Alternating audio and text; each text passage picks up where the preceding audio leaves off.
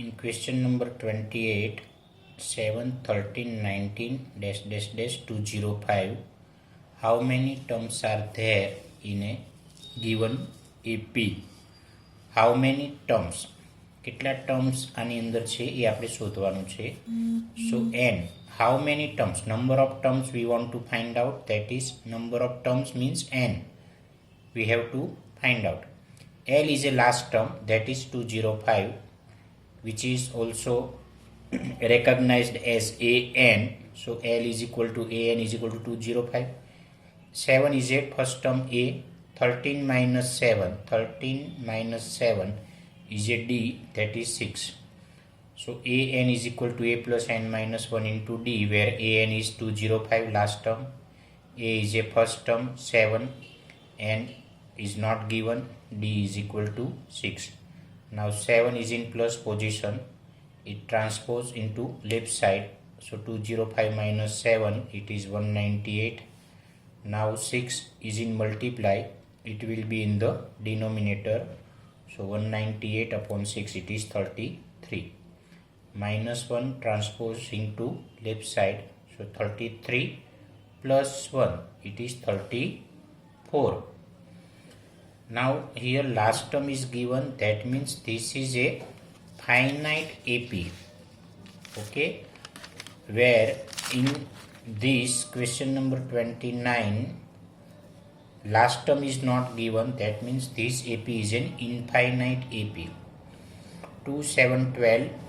Here we want to find out how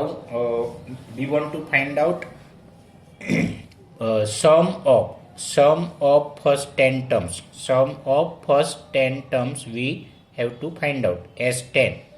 A is a first term, 2, D is a second term minus first term. 7 minus 2, it is 5. So Sn is equal to n by 2, 2a plus n minus 1 into d. Here d is given, that's why we are using a formula in which d is coming, okay. But if here last term is given, then Sn is equal to n by 2 a plus l formula will be used. Sn, where n is equal to 10, n is equal to 10, a is 2, n is equal to 10, d is equal to 5. 10 by 2, it is 5. 2 multiply 2, 4. 10 minus 1, 9, multiply 5. 9 5s are 45. 45 plus 4, it is 49. 49 into 5, 245. Now in 13 number question, 15 cot A is equal to 8. We want to find out sin A and sec A, okay. So 15 is in multiply, it will be in the denominator, 8 upon 15. So cot A is equal to 8 by 15. Okay. Cot is a reciprocal of 10. Cot is a reciprocal of 10. And 10 is, what is 10? 10 is opposite side upon adjacent side. 10 is equal to opposite side upon adjacent side. So cot is a reciprocal. So adjacent side upon opposite side. So here adjacent side is AB and opposite side is BC. So cot is equal to 8 upon 15. So 8x, here 8 upon 15 is a ratio. 8 upon 15 is a ratio. So cot is equal to 8x and this BC. BC is equal to 15x and AB is equal to 8x. Now from 8x and 15x we can find out AC, that is by Pythagoras theorem, okay. So AC square is equal to AB square plus BC square. AB is 8x, BC is 15x, 8x square is 64x square, 15 square is 225 and x square. Addition of these two is 289x square. Square transpose into right side, it is square root of 289. 289 square root 17. Square root of x square is x. So AC is 17x. Now sine. sine is equal to opposite side upon hypotenuse. Sine is equal to opposite side upon hypotenuse. So 15x divided by 17x, x cut. Answer is 15 by 17. Now sec. Sec is a reciprocal of cos. Sec is a reciprocal of cos, where cos is equal to adjacent side upon hypo. Okay, so sec is equal to hypotenuse upon adjacent side. Hypotenuse is equal to 17x and adjacent side is 8x. X cancel, 17 by 8 is sec.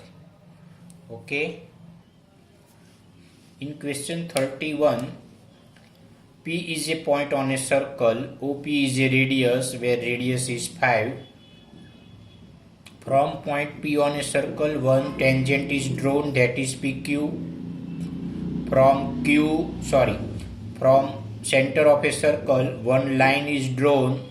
From center of a circle, one line is drawn which intersect this tangent at Q. OQ intersect tangent at Q. Radius is given 5, OQ is given 12. We want to find out PQ, length of tangent. Okay, so P is a contact point and OP is a radius at contact point. So radius at contact point is perpendicular with tangent. So here it is right angle. So OQ is hypotenuse. So OQ square is equal to OP square plus PQ square, Pythagoras theorem. OQ is 12 square, OP is 5 square, PQ is not given. 12 square is 144, 5 square is 225. 25 is plus, now it will be in minus. So 144 minus 25, it is 119. Square goes to left side, it is square root of 119. Now in question 32, one point Q is given, that is outside the circle. From Q, one tangent is drawn. Distance between Q and center is 25. Length of tangent is 24, which is given. OP, that is a radius which we want to find out.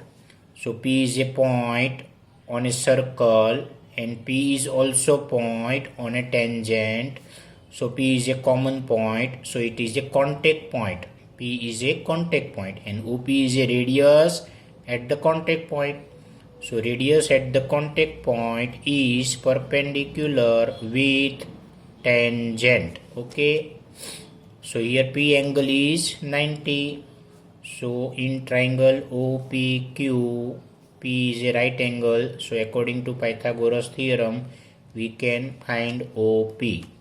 So hypotenuse square OQ is equal to OP square plus PQ square. Okay, now OQ is 25, OP is not given, PQ is 24. 25 square is 625, 24 square is 576, plus will be now minus, subtraction of these two numbers is 49. Now square will be square root when it goes to the left side. Square root of 49 is 7. So P is 7. Okay. In question number 30, two concentric circles are given. Concentric circles means two circles having one center, common center O. So O is a common center, two circles, one is a small and second is a big circle. Both circle radius is given. One circle has radius 3 and second circle has radius 5. The chord of a big circle. Chord of a big circle is a tangent of small circle. This is a small circle. AB is a chord of a big circle and AB is a tangent for small circle. So M is a contact point. OM is a radius at the contact point, which is a radius of small circle 3. O, where A is on a big circle, so OA is a radius for a bigger circle. Okay, so here it is right angle. So in triangle OMA we use Pythagoras theorem. So OA square is equal to OM square plus AM square. 5 square is equal to 3 square plus AM square. 5 square is 25. 3 square is 9. 9 will be minus from 25. It will be 16.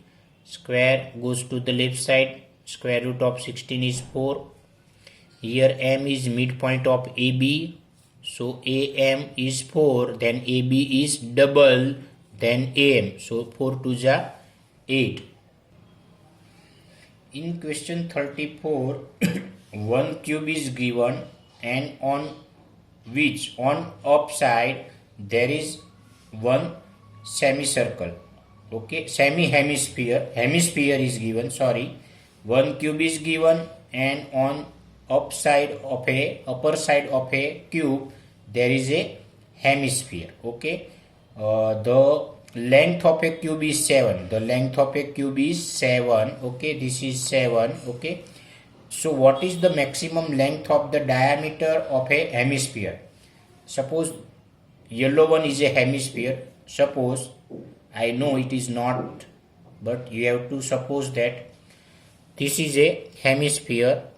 From this point to this point, this is the distance, which is a diameter of a hemisphere, which is same as this is the length. This one from here to here, it is the length of a cube, and the length of a cube is 7. So diameter of a hemisphere is also 7. That is the biggest diameter. Okay, now we want to find out the total surface area of this solid.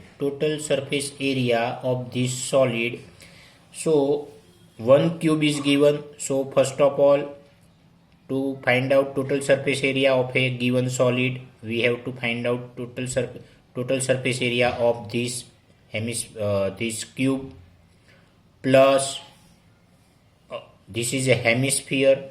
So curved surface area of a hemisphere, this is the outer side. The outer side which you are watching, which you are seeing, that is the curved surface area. So curved surface area of a hemisphere. Now the bottom part of this hemisphere is a round, that is a circle. So this circle is a common part, and the bottom part of this circle is cutting out from the upside of a cube.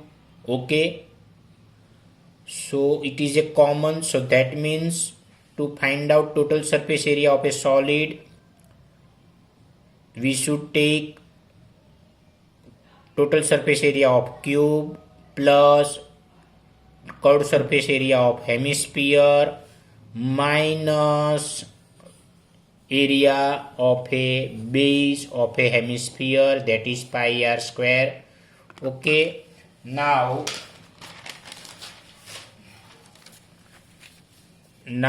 total surface area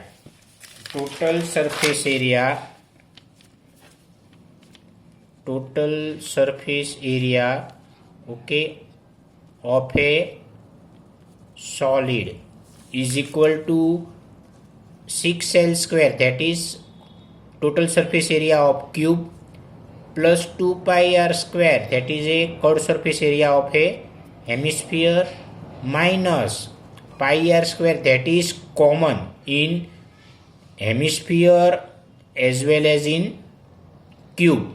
Okay, so 6l square 2 minus 1, it is 1 pi r square. Now L is a length, that is 7, which is given. Pi is 22 by 7. R is a radius. Here diameter is 7, so radius is diameter upon 2. So 7 upon 2. So R is equal to 7 by 2. 7 by 2. Okay. So 7 square 49 multiply by 6. And this 7 7 cut. 2 22 by 2 is 11. Okay. So your answer will be 294 plus 38.5. This calculation of this is 294 and the calculation of this is 38.5. So addition of these two numbers is 332.5 semi square.